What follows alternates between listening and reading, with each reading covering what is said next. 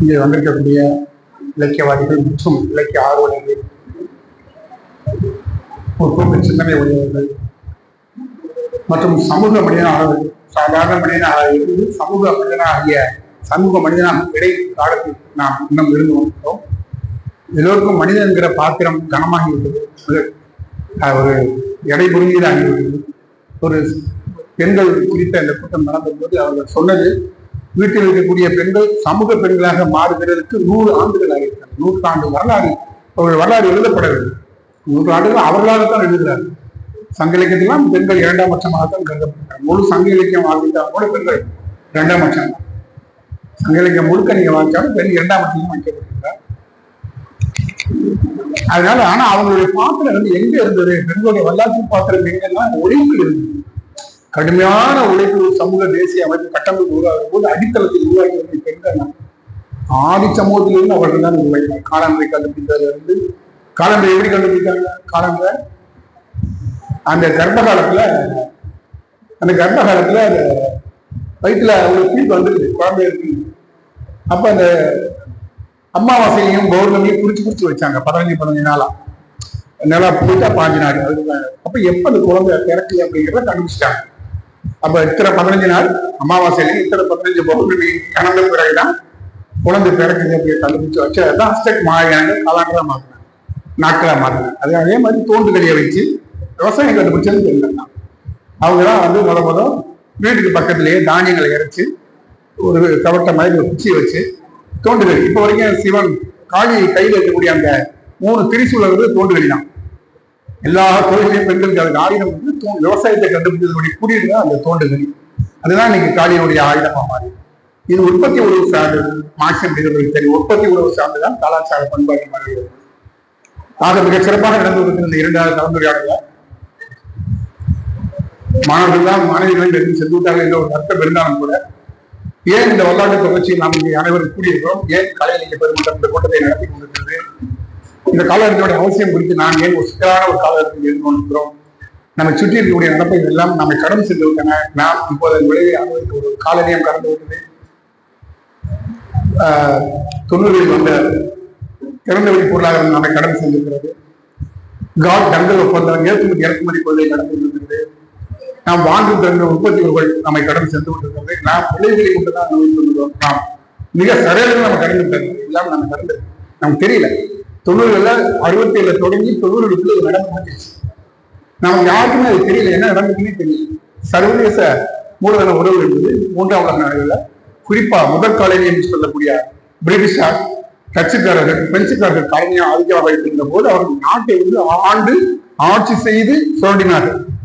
பிறகு அவர்கள் சில வளங்களை மேற்படுத்தினார்கள், தங்களுக்கு உரியதை எடுத்து சென்று விட்டார்கள். இது முற்காலனியம் என்றால் இவர்கள் உள்ளே ஒரு சென்ற பிறகு நமக்கு உடலை கொடுத்து விட்டார்கள். இது நம்முடைய தன்னாட்சி பெற்று விட்டோம், நம்முடைய சுதந்திரம், நம்முடைய நாடு நாம் ஆண்டு கொண்டிருக்கும் பொழுது இது நம் கண் முன்னாடியே நிகழ்ந்திருக்கிறது. மறுகாலனிய மயமாக்கள். அதாவது அவங்க போயிட்டாங்க, நபரும் போயிட்டாங்க. போன பிறகு சும்மா இருக்குல்ல, அவங்க பொருட்களை யாரும் உற்பத்தி செய்து நம்ம நாட்டுக்குள்ள அனுப்பி இந்த காட்டு போன மூலமா திருப்பி நம்மள குடிச்சிட்டாங்க. இப்ப நம்ம என்ன பண்றோம், மறுபடியும் அவங்க ஆட்சி முறை போயிடுச்சு, அந்த பொருட்களுக்கு அடிமையாகி நம்ம சொந்தம். இதான் மறுகாலனிய மயமாக்கள், இதுதான் பின்காலனியம். அவங்க ஆட்சியை பிடிச்சு நம்மளை சுரண்டது போக, இப்ப பண்டங்கள், காலனி நிராகரிப்பு, கடன் கொடுக்க மறுத்தல், டிரான்ஸ்பரன்ஸ் சொல்றப்ப காலனியம் என்பது நம்மை பிரிதானவராக மாற்றுகிறது, வேறொருவராக மாற்றுகிறது. ஒரு சமூகத்தில் வேறொருவராக, அந்த வேறொருவராக இருப்பவர்கள் என்ன நினைக்கிறார்கள், அப்போது நாங்கள் யார், உண்மையிலே நாங்கள் யார் என்று அவளை சிந்திக்க வைக்கிறோம். அவங்க நம்மளோட சமம் இல்லை. இது ஒரு காலனிய, உள்காலனிய மனோபாவம். அவங்க நமக்கு சமம் இல்லை, அவங்க யாரோ. ஆனால் அவங்களுக்குள்ள என்ன கேள்வி, அப்போனா நான் யார், நான் இந்தியானா, தேசியனா, நான் யார், இந்த நாட்டில் எனக்கு என்ன பொறுப்பு இருக்குது, இல்லை நீ சில இடங்கள்ல உனக்கு அந்த இடம் இல்லை. காலனிய மனோபாவம் என்பது எல்லோருடைய மனதிலும் இருக்கிறது. இந்த பின்காலனிய மனோபாவம் என்பது படிமுறை வரிசைகளை மட்டுமல்ல, பொருளாதார வேறுபாடுகளை மட்டுமல்ல, பண்பாட்டு வேறுபாடுகளையும் கலாச்சார வேறுபாடுகளையும் இன வேறுபாடுகளையுமே தூக்கி சுமக்கிறது.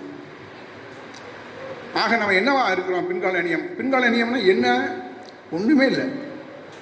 அதாவது மெட்டீரியலிசம், உற்பத்தி உறவுகள் ஏற்படக்கூடிய விஷயங்கள். இப்போ உதாரணம், நீங்கள் முதற்கால நேரத்தில் பிரிட்டிஷ் அரசாங்கம் எடுத்துக்கிட்டேன்னா 140 நாடுகளுக்கு மேலே அவங்க ஆட்சிக்குள்ளே கொண்டு வந்துட்டாங்க. சும்மா மேய்ச்சல் நில மக்களை, அங்கே இருந்த சம்பிரதாயங்கள் சடங்குகள் இருந்த மக்களை வந்து அவங்க சும்மா பீரங்கியில் காட்டி அதை காட்டி இதை காட்டி வியாபாரத்துக்கு வந்தவங்க ஆட்சியை பிடிச்சிட்டாங்க நம்ம சொல்கிறோம். அது எத்தனையோ பாரதூரமான விளைவுகள்.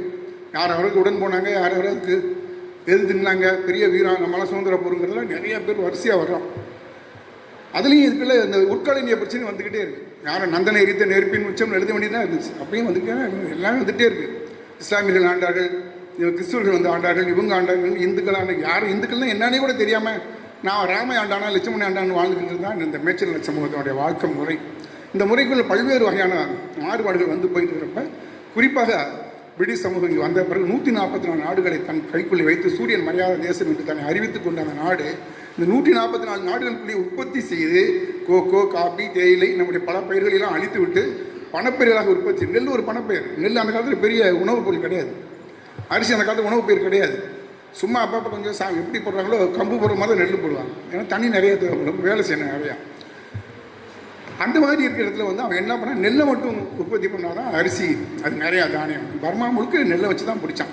இந்த மாதிரி 140 நாடுகள், ஒரு நாட்டில் சீமத்தண்ணி, ஒரு நாட்டில் நல்லெண்ணெய், ஒரு நாள் ஒரு ஏரியாவில் வந்து ரப்பரு, ஒரு ஏரியாவில் கோகோ, நீங்கள் மலேசியாவில் எடுத்துட்டாங்க ரப்பரு.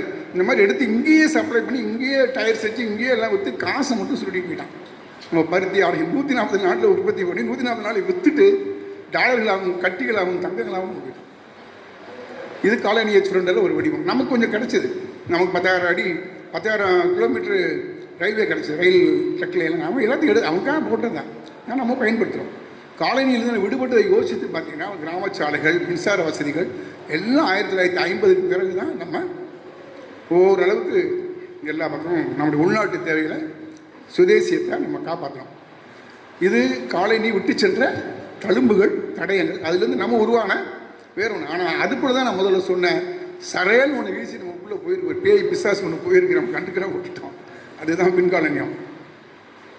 அவன் என்ன பண்ணிட்டான், இருக்க செட்டப்பை அப்படியே வச்சுட்டு கம்ப்ளீட்டாக ஒப்பந்தங்களை போட்டு சர்வதேச நாடுகளுக்குள்ள கனிமங்கள், அவங்க பொருளை எவ்வளோ வாங்கணும், காட்டு ஒப்பந்தங்கள் என்ன, ஏற்றுமதி இறக்குமதி என்ன, தாராள பொருளாதாரம் என்றால் என்ன என்று தெரிந்தவர்களுக்கு நான் சொல்வது எளிதாக விடும்.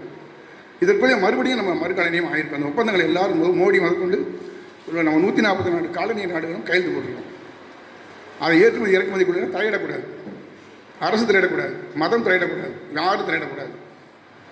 தலையிடாமல் அந்த நாட்டு பொருட்களை அவங்கவுங்க வேறு வேறு நாட்டுக்கு ஏற்றுமதி பண்ணி பிழைக்க தெரிஞ்சால் பொழைச்சிக்க, உழைக்க முடியல அந்த நாட்டு பொருளை வாங்கி அடிமையாகும். அதுக்கு நீ பணம் கட்டணும். அதுக்கு நீ பணம் கட்ட முடியல, வாங்க முடியலையா, நான் கடன் தரேன், நான் எத்தனை லட்சம் கோடி வேணால் அவன் கடன் தரேன். நீ அந்த அதை வாங்கிட்டு அந்த வட்டியும் கட்டிக்கிட்டு அந்த பொருளுக்கு நீ வாங்கிக்கிட்டும் இருக்கணும். ஒரு ஃபேர் அண்ட் லவ்லியை உதாரணமாக எடுத்துங்க. 1980களில் அறிமுகமான ஃபேர் அண்ட் லவ்லி இந்தியாவில் எவ்வளோ விற்றுருக்குன்னு நினைக்கிறீங்க? ஒரு கணக்கு யாராக சேப்பாயிருக்காங்களா? ஆக முடியாது. ஒரு ஃபேர் அண்ட் லவ்லி சரி, நம்மகிட்ட அவர் சோப்பு, நம்ம சொந்த சோப்பு மைசூர் சாண்டல் சோப்பு இருந்தது. கொஞ்சம் காந்தி கிராமம் அந்த மாதிரி பார்த்திங்கன்னா ஒரு சன்லைட்டுன்னு ஒரு துவைக்கிற சோப்பு அந்த இருந்துச்சு. அது கை போட்டு அறுத்து கொடுப்பாங்க கட்டி கட்டியாக. காதி சோப்புகள் இருந்தது, காந்தியின் சுதேசி சோப்புகள், அதெல்லாம் காந்தியின் சுதேசி சோப்புகள். இதுதான் சவுக்காரம்பாங்க. அந்த சவுக்காரம் போட்டு துவைச்சிட்டு வருவாங்க. அவன் செங்கல்ல பல்லு விளக்கு நாட்டு தான் நம்மளால, செங்கத்தூரில் பல்லு விளக்குனவங்க. கோபால் பல்படின்னு ஒன்று வரும், சர்வதேச நாடுகள்லாம் போகும் கோபால் பல்படி. அப்புறம் பயோரியான்னு ஒன்று வரும், வாயெல்லாம் எரியும். இதுதான் அந்த காலத்தில் பல்படி. அதுக்கப்புறம் பேஸ்ட்டுன்னு ஒன்று வந்தது. அதுக்கப்புறம் சோப்பு மட்டும் 70 சோப்பு இருக்குது, அந்நிய சோப்புகள். இது நம்ம நாட்டு சோப்பே கிடையாது. அந்த பையில் உப்பு இருக்கா? இது வந்து 70 சோப்பு வந்து என்ன சோப்புன்னு கரெக்டாக சொன்னேன்னா, நம்ம சொல்லக்கூடிய இந்த இந்துஸ்தான் லிவர்னு சொல்ல முடியா, அந்த கம்பெனியோடைய சோப்பு. இங்கே இருந்தால் இந்துஸ்தான் லிவர், இலங்கையிலேருந்து இலங்கை லிவர், பர்மா இருந்தால் பர்மா லிவர், இங்கே இருந்தால் இந்துஸ்தான் லிவர், பாகிஸ்தான் லிவர். அவன் பூரா எம்என்சி மல்டிநேஷனல்ஸ் கம்பெனிஸ்காரன் வந்து 70 சோப்பு. அவன் ஒரு வாரம் சோப்பு நிப்பாட்டானா மாறி போயிடுவான். அவ்வளோ சோப்பு நான் வாங்குகிறேன். ஒரு வீட்டுக்கு 7 சோப்பு வாங்குறேன், 7 பேருக்கு 7 சோப்பு. எங்கள் வீட்டில் ஒரே ஒரு லைபா சோப்பு வாங்கி போட்டு 7 பேரும் போடுவோம். இன்றைக்கி அப்படி இல்லை. ஒருத்தர் பயன்படுத்துகிற சோப்பை இது அதே மாதிரி ஒருத்தர் பேஸ்ட்டு பயன்படுத்த முடியும். ப்ரஷ் பயன்படுத்த முடியாது, துண்டு பயன்படுத்த முடியாது, தட்டு கூட பயன்படுத்த முடியாது, ட்ரெஸ் பயன்படுத்தக்கூடாது, உள்ளாடை சுத்தம் தொடவே கூடாது. ஆனால் ஒவ்வொரு வீட்லேயும் 150 உள்ளாடை, 300க்கு மேலான ட்ரெஸ் இருக்கு. ப்ரஷ்ஷு, தூக்கி போடுற ப்ரஷ்ஷு, அதே மாதிரி ரப்பர் பேண்டு, அது இது பொட்டு கிட்டுன்னு பார்த்தீங்கன்னா ட்ராவை திறந்தீங்கன்னா கிட்டத்தட்ட ஒரு அங்கங்கே குமிஞ்சு கிடக்கும். போனோன்னு பாப்பா போனால் அப்படியே மால்குள்ளே போனால் அவளும் 25 பொருள் சொல்கிறான், இங்கே இருக்கு அங்கே இருக்குன்றான். நம்ம பாப்பா கூப்பிட்டு போனான், நம்மகிட்ட காசு இருக்காது. அவன் ஏன்னா அவள் 8 மாதத்துலேருந்து 2500 விளம்பரம் கேட்குறான், தொட்டியில் படுத்துக்கிட்டே. ஒரு சில மியூசிக் போட்டு எட்டி பார்ப்பாங்க, துட்டிய விலைக்கு எட்டி பார்ப்பாங்க டிவியில். அந்த மியூசிக் அந்த மேடத்துக்கு பிடிக்கும். அவங்க என்ன பண்ணுவாங்க, 5 வயசு ஆயிடுவாங்க, அம்மா அப்பாவோட போவாங்க. அங்கே போய் மாலில் தான் கூட்டு போகணும். ஏன்னா அங்கே அவங்க இருக்கிற பொருளாக மாலில் தான் இருக்கும். நம்ம ஒரு உள்ளூர் அண்ணாச்சி கடையில் இருக்காது. அங்கே போனால் 2 ரூபாய்க்கு சாக்லேட் கிடைக்கும், இல்லாட்டி 5 நிமிஷம் போனால் 20 ரூபா சாக்லேட் கிடைக்கும். ஆனால் நீங்கள் மாலுக்குள்ளே போனீங்கன்னா கிட்டத்தட்ட அந்த குழந்தைங்க மெமரியில் இருக்கக்கூடிய 50 பொருளை காட்டிடும். நீங்கள் வாங்கி கொடுக்க அங்கேயே ஒரு சண்டித்தனம். நம்ம வெக்கப்பட்டு வேண்டாம் சொன்னால் கீழே உடஞ்சி போயிடும் சொல்லி உடச்சி மட்டும் ஒரு மூடை ஜாமான் வச்சுருப்பாங்க வீட்டில். உடஞ்ச ஜாமான், பிளாஸ்டிக் ஜாமான். எனக்கு தெரியும் வீட்டில் என் பேத்திக்கு ஒரு மூடை ஜாமான் வச்சுருக்கேன். வாங்கி கொடுக்கலாம். அது ஒரு பிள்ளை 2 பிள்ளை தான் பெற்றுக்கிறாங்க. அந்த காலத்தில் 7 பிள்ளை பிடிவாத முடிச்சு அடி குச்சில் வெளுத்துருவாங்க. இப்போ ஒரு பிள்ளை ஐயோ என் பிள்ளைன்றாங்க. அதை விட ஆடம் பயங்கரமாக திமிர் பண்ணுது. இது யார் இவங்களா செய்துங்க? இதுக்கே பாவம். பொருள்களை நாம் வாங்கும் திறனை விட அதிகமாக உற்பத்தி செய்து குவிக்கிறார்கள். காட்சிப்படுத்துவது மட்டுமல்ல, வாங்க சொல்லி நிர்பந்தப்படுத்துகிறார்கள், ஆசையை காட்டுகிறார்கள். இதுதான் மறுகாலனை மயமாகும். நம்முடைய வருமானம் கம்மி, ஆனால் மிகப்படுத்தப்பட்ட பொருளை வாங்குறது நிர்பந்திக்கப்படும். இது பிராக்டிக்கலாக நம்ம எதிர்பார்த்து இன்னைக்கு எல்லாருமே அனுபவிச்சுட்டு இருக்கிற ஒன்று. அது போக அடுத்தது, நான் சரையல் ஒன்று கடந்து போச்சுன்னு அதை விவரிச்சுட்டு இருக்கேன். சரையல் ஒன்று கடந்து போச்சு 90களில் ஒன்று ஒரு பிசாசு மாதிரி உள்ளே போயிடுச்சு நம்மளை கடந்து. அது நம்ம இந்த விளைவில் தான் சொல்லிட்டு இருக்கேன். அந்த பிசாசு என்னென்ன செஞ்சுருக்குன்னு சொல்லிக்கிட்டு இருக்கேன். அதுக்கப்புறம் கடன். இப்போ நீங்கள் கடன் வாங்காமல் யாரும் நடுத்தர வாழவே முடியாது. காருக்கு கடன், ஸ்கூட்டிக்கு கடன், ட்ரெஸ்ஸு, எது கேட்டாலும் கடன் கொடுக்குறான். 5000 விட்டா கார் கொடுக்குறான். இது மிகை உற்பத்தியிலேருந்து ஒரு 3ஆம் உலகத்தை சேர்ந்த 75 வயசுமே சுதந்திரம் அடைந்து 75 வயசுமே தன்னாட்சி பெற்ற ஒரு இந்தியாவை மீண்டும் இவ்வளவு பொருட்களை குவித்து வைத்து அவர்களை சுரண்டுகிற அந்த வடிவத்திற்கு பேர் என்ன? இப்போ அவங்க அரசாங்கம் வேண்டிய அவசியம்னா இல்லை. அங்கே ராஜபட்ச பதா, துராதி பதா, வீரங்களை கொண்டு வர வேண்டிய அவசியமே இல்லை. இந்த பொருட்களுக்கு நம்ம மோடி கையெழுத்து போட்டால் போதும். இதை நான் ஒரு நாட்டில் விற்றுக்குவேன். ஒரு நாட்டில் ஏற்றுமதி பண்ணுறதுக்கு என்ன வச்சுருக்கேன்? எங்கள் நாட்டில் 2 படியில் ஏற்றுமதி பண்ணணும், அப்புறம் 2 ஃப்ரூட்ஸ் ஏற்றுமதி பண்ணுங்க, அப்புறம் அவ்வளோதாங்க. எங்கிட்ட வேறு என்னங்க இருக்குது? சரி. ஆனால் ஒரு நாட்டில் இருக்கிற அத்தனை விதமான ஒரு நீங்கள் சீன கடையில் போய் கேட்டீங்கன்னா, சீனர்கள் விற்கிற பொருட்கடையில் பார்த்தீங்கன்னா ஒரு குரடு, நீங்கள் ஒரு குரடு வந்து 150 ரூபாய்க்கு வாங்கலாம், நல்ல குரடு. ஆனால் இது அமெரிக்க குரடாக இருந்துச்சுன்னா 250 ரூபா சொல்லுவான், இல்லாட்டி 300 ரூபா சொல்லுவான். நீங்கள் அதை 350 ரூபாய்க்கு நல்ல குரடுனா அமெரிக்கன் குரடு தான். சீன குரடு என்ன அப்படின்னா, சீனக்காரர் என்ன சொல்லுவாங்கன்னா, நான் 2 குரடு தானே, இது உடைச்சுன்னா அதை வச்சுங்க. அந்த 350 ரூபா அந்த ட்ரேடை உடைக்கிறான் அவன். நம்ம ஸ்டைலை உடைக்கிறான், அமெரிக்கன் ஸ்டைல், அந்த ஸ்டைல் இந்த ஸ்டைல் எல்லாத்தையும் காலி பண்ணி இந்த பின்காணித்த சமூகத்துக்குள் நாம் எல்லோரும் ஒரே பிடித்தவர்களாக ஒரு ஏற்றத்தாழ்வற்றவர்களாக இருக்கிறோம் என்றால் இங்கே ஏழ்மை இருக்கிறதா இல்லையா? ஏன் இருக்கிறது? அது மட்டும் இல்லை, தேவைக்கு அதிகமாக வாங்குறப்ப கூட நம்ம கடன்காரனாகவும் ஆயிருக்கிறோம். அப்போ நம்ம உண்மையிலே வளர்ந்துருக்கோமா? அந்த பொருட்களை வாங்குறதுக்காக உயிரோடு வைக்கப்பட்டிருக்கிறோம் என்று சொல்கிறேன். நாம் அந்த பொருட்களை வாங்குவதற்காக மட்டுமே உயிரோடு வைக்கப்பட்டிருக்கிறோம். அதிர்ச்சிகரமாக இருந்தாலும் நீங்கள் ஏற்றுக்கிட்டு தான். நீங்கள் இன்னைக்கு இப்போ இருந்து இப்போ நீங்கள் சாயந்தரம் வீட்டுக்குள்ளே போகிறப்ப 2 கடையில் ஏறி இறங்கி போனீங்கன்னா கையில் 300 ரூபா கழி போகணும். போனீங்கன்னா விட மாட்டான். நீங்கள் ரயிலில் கேட்டு போடுறா கூட 10 நிமிஷம் நிற்பான். அந்த கையில் யாரும் சாப்பிட்டு போட்டு கோயிலுக்கு போய் 10 பேருக்கு வழியை வச்சுக்கிட்டு போங்கம்மா. அது விற்பனை, எங்கே போனாலும் விற்பனையை நோக்கி மையத்தில் நோக்கி நகர்ந்துருக்கிறனால அதுலேயும் குறிப்பாக இந்திய பொருட்களை நம்ம வாங்குகிறோமா? இந்திய உற்பத்தி பொருட்களா? கிடையாது. நான் ஒரு கடந்த காலத்தை திரும்பி பார்க்குறேன். இப்போ இதுக்கு சாதகமாக நான் எழுதின கவிதை கலியமூர்த்தி தொடர்ந்து எழுதுகிறாரு. நிறைய கவிஞர்கள் பற்றி இந்த பின்காலத்தி சூழலில் இருக்கக்கூடிய நம்ம அடிமைப்பட்டிருக்கிறது. அதில் வந்து அரசு மூலியமாக அடிமை, அரசாட்சி மூலமாக அடிமை. இப்போ நம்ம பொருள்களுக்கு அடிமை. அது வழியாக அவன் திரும்பியும் சொல்கிறான். விட்டுட்டு போனவன் நினச்சா அவன் விட்டுட்டு போகல. ஃப்ரெஞ்சு பொருட்களை வாங்குகிறான், சீன பொருட்களை வாங்குகிறான், அமெரிக்க பொருட்களை வாங்குகிறான், ஜப்பானிய பொருட்களை வாங்குகிறான். ஒரு வீட்டில் இந்த மாதிரி பொருட்கள் இல்லாத வீடே இல்லைங்கிற மாதிரி ஆயிடுச்சு. ஒரு வாட்ச் எதில் எடுத்தாலும். அப்போ நான் வந்து இது 2000 எழுதின கவிதை அங்காடி தெருன்னு ஒரு கவிதை.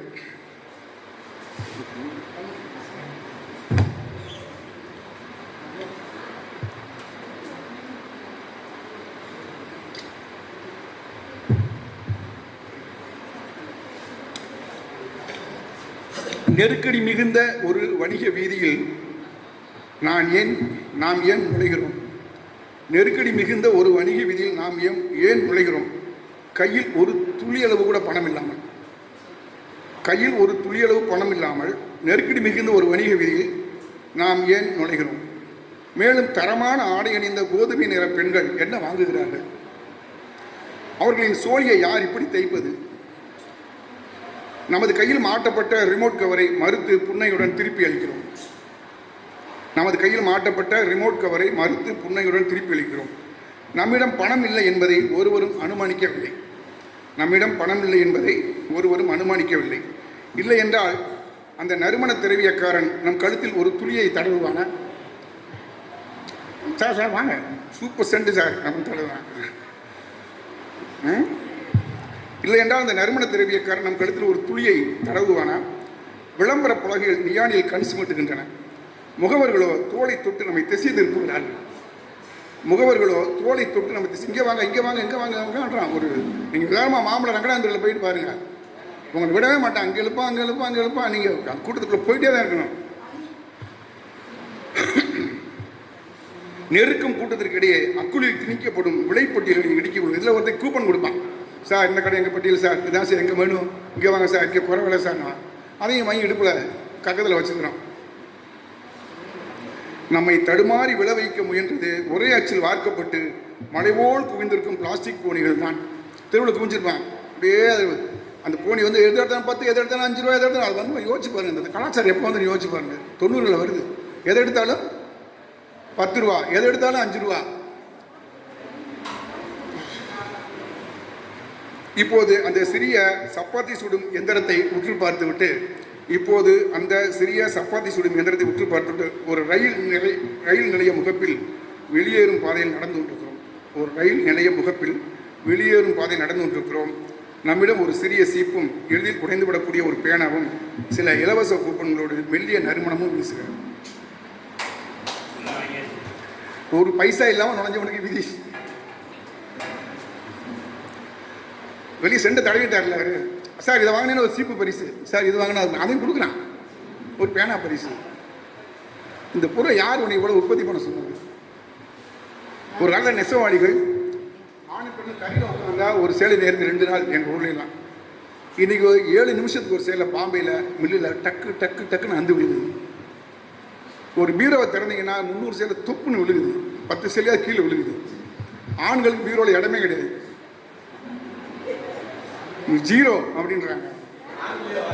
வாங்க மாட்டாங்க. 2வது துணிமணியில் பார்த்தீங்கன்னா ஒரு சேலையில் இதில் கட்டி வச்சிருப்பாங்க, வேஸ்டில் கட்டி வச்சிருப்பாங்க தேய்ச்சி அந்த பக்கம் மூலையில். போதுமே அவனுக்கு அந்த இடம் அப்படின்னு. அப்புறம் அதுக்கடையில் ஒருத்தர் வருவான் பாருங்க, ஒரு ஆடி கிழிந்த பட்டு சேலை இருக்கிறதா, கிழிந்த பட்டு சேலைகள் 10,000 தருகிறோம், 20,000 தரும். அது வருவான். என்னடா பட்டு சேலையை அவ்வளோ வாங்கி திருப்பதி ஈனக்கரையத்துக்கு வாங்கிட்டு போகிறேன், ஒரு கார் வாங்கிட்டு போனேன், உடனே விலை கம்மி வாங்கிட்டு போன சார் 1 வருஷம் தான் சார் ஆகுது, இன்னும் எஃப்சி கூட பார்க்குறது. அவ்வளோதாங்க வாங்கிட்டீங்களா, 4 வாங்கினீங்களா, 1 நாள் கொடுங்க அம்மாங்க.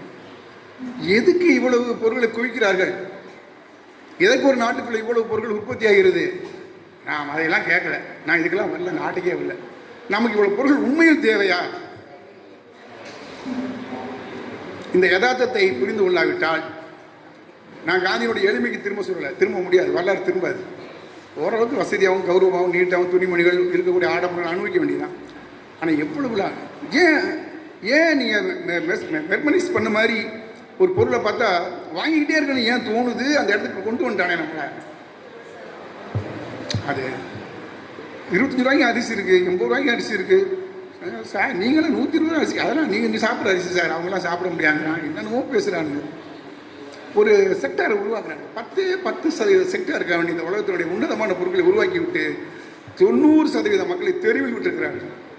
அவர்களுக்கு அது கிடைக்காத ஒன்றாக மாற்றி அவமானப்படுத்தி சந்தையின் முன்பு மண்டிட்டு கெஞ்சி கதறி அழுகிற மாதிரி எல்லாத்தையும் ஆக்கி விட்டுச்சிருக்கிறார். குழந்தைகளோ பரித வைக்கின்றன, பெற்றோர்களோ பணம் இல்லாமல் தவிக்கிறார்கள். இதற்கு பதிலாக கடன் வாங்குகிறார்கள். வீட்டை கட்டுகிறார்கள், விற்கிறார்கள். கார் வாங்குகிறார்கள், விற்கிறார்கள். அவன் 4 டீ கட்டிட்டவன் தூக்கிட்டு போகிறான் காரை. 5 டீ கட்டின பைக்கை தூக்கிட்டு போகிறான். கேட்டால் அவர் பெருமையாக பேசுறது, சும்மா 5 வருஷம் ஓட்டினல்ல, 4 வருஷம் ஓட்டினேன் இல்லைங்க, ஆனால் வந்து பண்ணி தூக்கிட்டு போய்க்கணும். என்ன நடக்குது? யார் சுதாரிக்கினதில்லை. இதுதான் பின்கால நியம். உண்மையான பின்கால நியம் இதுதான். நாம் இந்த பின்கால நியத்தை இன்னொரு வேலையும் செய்கிறோம். நமக்கு ஒடுக்கப்பட்டவர்களையும் தாழ்த்தப்பட்டவர்களையும் நம் கீழே இருக்கிறவர்களையும் நாம் பிரிதானவராக நினைக்கிறோம். நமக்குள்ளே கலனிய மனோபாவம் இருக்கிறது. மேடம் அகிலா சொன்ன மாதிரி தலித் இந்த திருநங்கை நம்ம வந்து என்ன நினைக்கிறோம், ஒருபோதும் அவங்க நமக்கு சம மாட்டாங்கன்னு நினைக்கிறோம். ஒருபோதும் அவங்க சம மாட்டாங்க. பெண்கள் ஒருபோதும் நமக்கு சமமாக மாட்டாங்க. பெண்களே இன்மை. பெண்களை வந்து சில பேர் சொல்லுவாங்க, அழகாக சொல்லுவான், பெண்களை காப்பாற்ற தானே சார் இவ்வளோ கஷ்டப்படுறோம், அவங்களுக்கு எங்கே சார் அது புரியுது, இந்த பெண்களுக்காக தான் சார் உலகத்தையும் அழகுபடுத்துகிறோம், இந்த பெண்களுக்காக தான் இவ்வளோ பொருளை வாங்கி குவிக்கிறோம், இந்த பெண்களை அழகுபடுத்தி என்ன அது பூரா குப்பையாக தான் சார் விடுது. அவன் சொல்கிறான், ஐரோப்பிய நாடுகளில் உங்கள் நாட்டு பனியன்களையும் சட்டிகளையும் தெருவில் இருந்து எங்கள் தெருக்கள் குப்பையாகின்றனங்க. உங்கள் நாட்டு ஈரோடு திருப்பூர்லேருந்து வரக்கூடிய பனியன் சட்டி எங்கள் தெருவில் கிடைக்குது, பூரா குப்பையாக உங்கள் நாட்டு சட்டி தாயா குப்பையாக கிடைக்குது. அப்போ ஒரு நாட்டுக்கு என்ன நடந்துக்கிட்டு இருக்கு? இதைத்தான் பிரான்ஸ் பண்ணான்னு சொல்கிறாரு. ஓரியண்டல் சேத்தில் யார் சொல்கிறாரு? எட்வர்ட் சேத் சொல்கிறாரு, இந்த மேற்கத்திய சமூகம், மேலை சமூகம் நம்ம இன்னும் பண்பட வேண்டியவர்களாகவும் வாங்கி நுகர்பவர்களாகவும் அடிமைகளாகவும் பக்குவமற்றவர்களாகவும் நாகரிகமற்றவர்களாகவும் கருதுகிறது. ஆக நம் பண்பாடு அற்றவர்கள், கற்றுக்கொள்ள வேண்டியவர்கள், நமக்குன்னு சொந்த வாழ்க்கை ஒன்று கிடையாது, மேலேருந்து கொடுக்கப்படுகிற ஃபீடிங்ஸ் பீப்புள்ஸ் தான். நம்ம யாராவது வந்து நமக்கு ஒரு பொருளை அது இங்கே நண்பர்கள்ட்டே அந்த போக்கு இருக்கும், இந்த சட்டை எவ்வளோ இருக்குன்னு சும்மாவே கேட்பான், என்னன்னா அவர் காட்டன் மாதிரி தெரியுது, ஒரு 800 ரூபா இருக்குமா, அப்போ நம்ம முடிஞ்ச அளவுக்கு நம்ம 8 நாளுக்கு வரைக்கும் சொல்லணும். 800 ரூபாயா? 3500 ரூபா ஒரு சட்டம்மா. 3500 ரூபா என்ன மாப்பிள்ள ஒரே இது சட்டை, அது ஒன்று தான். இது வேறு, அது வேறு பிராண்டு. ஷூ எவ்வளோ நினைக்கிறாரு, அது ஒரு 1200 ரூபா. நம்ம ரொம்ப கூட தான் சொல்லி பார்ப்போம், அது 7000 ரூபாம்மா. சரி, இது எங்கே நீ வாங்குற அப்படின்னா ஐடிம்மா. யார் என்னென்னமோ சொல்கிறாங்க. ஆனால் இந்த முறையற்ற நில அபகரிப்பு, நிலம் விற்று வாங்குறவன், ரெண்டாவது பிஸ்னஸ் பண்ணுறவன், இதில் வந்து இந்த சரையன்னு பூன பேய் இருக்குல்ல, அந்த பேயை பின்னாடி ஓடினவங்க அவங்க என்ன, சரையன்னு கடந்து போன பேயை உணர்ந்தவர்கள், சரையன்று நம்ம கடந்து போன அந்த கொடூரத்தை பின்பற்றி சென்றவர்கள் இன்று வளமான இடத்தில் இருக்கிறார்கள். ஏமாந்த சோனகிரிகள் தான் உட்கார்ந்துருக்கிறார்கள். இது நடந்தது 78 தொடங்கி 90க்குள் முடிந்துவிட்டது. 90களில் சுதாரித்தவர்கள் என்று கோடி சொல்லணும். பழைய பணக்காரன் போயிட்டான். பழைய எம்பளம் ஊருக்குள்ளே 4 கம்பெனி இருக்கும். எங்கள் ஊரில் ரோஜாப்பு ராம்சம்சிட்டு இருப்பாங்க. இன்னொரு பக்கம் பார்த்தீங்கன்னா வில்சன் சோடா கம்பெனி, எல்லாம் ஒன்றும் இல்லை, எல்லாம் சீன் முடிஞ்சு. இப்போ புது பணக்காரன் சாதாரணமாக கிட்டத்தட்ட 120 இடம் வாங்கி போட்டுருக்கான், சொந்தமாக 50 வீடு வச்சுருக்கான், ஒரு கந்து வட்டி கொடுக்குறேன், வட்டி கொடுக்குறேன். இது மாதிரியான விஷயங்கள்லாம் கல்வியில் வருகிறதா? நம்மை இந்த இடத்தில் பிடித்து காட்டக்கூடிய, நாம் இன்று வாழக்கூடிய சமகாலத்தில் இருக்கக்கூடிய வாழ்க்கை வேதனையும் நாம் புரிந்து கொள்வதற்கு வாய்ப்பு தரப்படுகிறதா? கவிதைகள் அதில் இயங்குகிறதா என்றால் இயங்குகிறது. களியமுட்டி போன்றவர்கள் தொடர்ந்து நதிகளையும் சுற்றுப்புறங்களையும், களியமுட்டி மட்டுமல்ல, சேதாஸ் சொன்ன மாதிரி வெயில் இளம் கவிஞர்கள் நிறையாருடைய மனசில் இந்த நெருக்கடியை உணரப்பட்டிருக்கு. நான் ஒரு சின்ன தவறு செஞ்சுட்டு வந்துட்டேன், ஏன்னா நான் வர முடியாதுன்னு சொல்லிட்டேன். நான் வர வேண்டியதுக்கப்புறம் எடுத்து வச்ச கவிதையை மிஸ் பண்ணிட்டு வந்துட்டேன். இந்த பின்கால கவிதைன்னா நிறைய சொல்லிட்டேன். அதனால் அதையெல்லாம் அது இந்த கவிதையில் பதிவாகிக்கிட்டு இருக்கு. பெண்கள் கவிதையிலையும் அது உண்டு, எல்லாருடைய கவிதையிலையும் நடந்துக்கிட்டே இருக்கு. இப்போ தோழர் சொன்ன மாதிரி குட்டியுடைய பற்றி இவங்கெல்லாம் எழுதுறது என்னன்னா, அவங்க உரிமையை மட்டும் எழுதுல, சமூக நெருக்கடியை மட்டும் எழுதியிருக்கிறாங்க. ஒரு திருமண வாழ்க்கை, நான் இன்னொரு முக்கியமான விஷயம் சொல்ல மறந்துட்டேன். இது திருமண வாழ்க்கையை என்ன பண்ணுச்சு, இந்த சரையல் போன பிசாசு, இது திருமண வாழ்க்கையை என்ன பண்ணுச்சுங்கிறத மிகப்பெரிய முக்கியமான கொஸ்டின். எல்லாருக்குமே சந்தேகம் வந்துருச்சு. திருமணங்கிறது ஒரு சந்தேகத்துக்குரிய விஷயமா, பொருளா, திருமணமா, அன்பா, பிரிவா, பாசமா, இல்லை காலம் முந்திருச்சா, சரியா இருக்காரா? அந்த காலத்தில் சந்தேகமா இல்லாத சந்தேகமா இப்போ வந்துருச்சு. ஏங்க உடசல் நடந்தது? ஏன் ஆணுக்கு பெண்களில் விரோதம் வந்துச்சு? கார்ல் மார்க்ஸ் சொன்னார், அது வர்க்க பகமைன்னாரு. பொருட்கள் மேலாதிக்கம் பெறும்போது குடும்ப உறவுகள் அத்துப்போகும்னார். குடும்ப உறவுகள் அத்துப்போகும், குடும்ப உறவுகள் மாறி போனார். இயேசுநாதரே சொல்றார், நான் தந்தையிடமிருந்து மகனையும் மகனிடமிருந்து மனைவியையும் மனைவியிடமிருந்து தாயையும் பிரிக்கவே அவதரித்தேங்கிறார். என் தந்தையிடத்தை என் சந்தையிடம் ஆக்கிறீர்கள் என்று ட்ரேடை பற்றி தான் சொன்னேன். பொருள் பொருள் பொருள், இந்த பொருளுக்கு ஆசைப்படுக பட உணர்வுகள் மங்கி, நம்முடைய புலன்கள் மங்கி, இந்த பொருளுக்காண்டி வாழ வேண்டிய வந்துடும். தலைகாணியை கட்டி பிடிச்சி தூங்குற காலம் மாதிரி எல்லாமே அப்படி மாறும். ஆசை தலைகாணியே, ஆசை கண்ணுக்குட்டியே, ஆசை நாய்க்குட்டியே, ஆசை பூனைக்குட்டியேன்னு பெட்டு சமூகம் வந்துருச்சு. ஒரு பெட்டு சமூகம் வந்துருக்கு, கவனிச்சு பார்த்தீங்கன்னா தெரியும். வளர்ப்பு பிராணிகளோட வாழறது தான் விரும்புகிறாங்க. இல்லாட்டி வீட்டில் மனைவியோ கணவனே வளர்ப்பு பிராணியை வச்சுக்கிறது தான் விரும்புகிறாங்க. அதான் உண்மை. ஏன்னா அது காட்ட வேண்டிய பாசத்தை அன்பை காட்டி தான் ஆகணும். காட்ட தவறுனேன்னா அப்புறம் டைனமிக், அது வெடிகுண்டு வச்சது சமம். 24 மணி நேரம் அன்பை காட்டிக்கிட்டே இருக்கணும். இல்லாட்டி அதுக்கு ஒரு ஃபேஸ் வாங்கி மாட்டிக்கிட்டால் பொருத்தமாக இருக்கணும், சிரிச்சிட்டே இருக்க மாதிரி இருக்கணும். எது அனுப்ப முடியாது. ஸோ நான் சொன்ன அந்த சமூக உலக 4ஆம் அகிலம் வரை நடந்துவிட்ட சமூக பொருளாதாரத்தை மறுபடியும் கடந்த காலத்தில் திருப்பி நம்முடைய சுதேசியாகவும் நாம் நமக்கு தேவையை தீர்மானிக்க வேண்டும் என்றால் மார்க்சியத்தின் வழியில் ஆயிரக்கணக்கான வழிகள் இருக்கின்றன. காந்தியின் வழியும் மிகச்சிறந்த வழியும் இருக்கிறது. பெண்களுக்கு பெரியார் இருக்கிறார். நாம் உள்காலையில் சொல்லக்கூடிய தலித்துகளுக்கு அம்பேத்கர் இருக்கிறார். இன்னும் இந்த முற்போக்கான சிந்தனையில் இருந்து இந்த சமூகத்தோடு சமூக மனிதர்களாக மாறி நாம் நம் வாழ்க்கையை காப்பாற்றி கொண்டும் இன்னும் மற்றவர்களுக்குமான அந்த விஷயத்தை பகிர்ந்து சொல்லி கடன்படாத வாழ்க்கையை அவர்கள் எடுத்து சொல்ல வேண்டும் என்பதற்காக சொல்லி முடித்துவிட்டு ஒரே ஒரு கவிதையை மட்டும் வாசித்து முடித்து விடுகிறேன். உலகம் இசைக்கியை உழைக்கவே வைக்கிறது. உலகம் இசைக்கியை உழைக்கவே வைக்கிறது. முட்டாளும் விறகு உடைப்பவனுமாகிய இசைக்கு ஒரு மோசமான அதிகாலையில் இனி ஒருபோதும் தான் உடைப்பதில்லை என சொல்லி ஆவேசத்துடன் கோடாரியை விட்டெறிந்தான். முட்டாளும் விறகு உடைப்பவனுமாய இசைக்கு ஒரு மோசமான அதிகாலையில் இனி ஒருபோதும் தான் உழைப்பதில்லை என்று சொல்லி ஆவேசத்துடன் கோடாரியை விட்டெறிந்தான். அகன்று போன தன் கால்களுக்கிடையே தலை கவிழ்த்து முகம் புதைத்து உறங்கும் அவனுக்கு எப்படி தெரியும் இந்த அருமையான அதிகாலையில் உலகம் முழுவதும் இதே முடிவை எடுத்திருப்பது பற்றி. முதல் 10 நாள் அவரவர் கையிருப்பை தின்று தீர்ப்பது என்று முடிவாயிற்று. அடுத்த 10 நாள் அதிகம் இருந்து விழுந்து கோரியும் பிடிங்கியும் தின்னும்படி இருந்தது. முதல் 10 நாள்